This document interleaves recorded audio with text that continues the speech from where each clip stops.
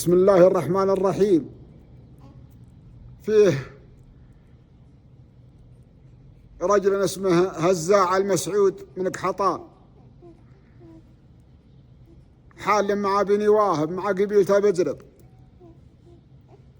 وسير على الفويه شيخ بني واهب محمد بن هيف رحمة الله عليه وعلى كل مسلم،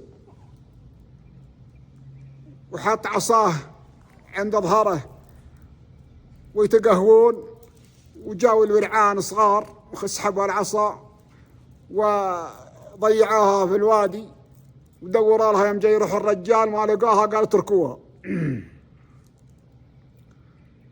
ويوم راحوا قعدوا في محله فسووا القصيدة، يقول والله اللي ضاعت عصانا في مقام محمد، جود على جود ومرت جودها، والله لا هي ببيع في البيوع محله، ولا هي بهدوء فرتجي ردودها، والله اني مرضى لو عطوني راكه كن العصا اللي عارفين نعودها، اما كبارهم منها في بري الشرها، واما صغارهم في قراب من منقودها.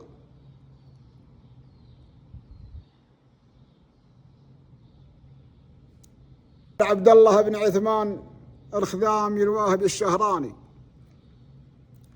قال ذكر هزاع يسولف في العصا، ما حب نطمع في العصا وشبيهها، ما نطمع للبل نجيبها نذودها، يوم بعض الصبيان ما لهناها كن عصد العلب ينتب جدودها. اما زبنت هزاع من عوال مفلح ان مارتن تقصد لجه هدودها، اما كبرنا منها في بري الشرها، واما صغارنا هم اللي يمنون حدودها. انا قرعت منك الشعار بهرجه وتعني تجور حدها في ورودها. سلامتكم.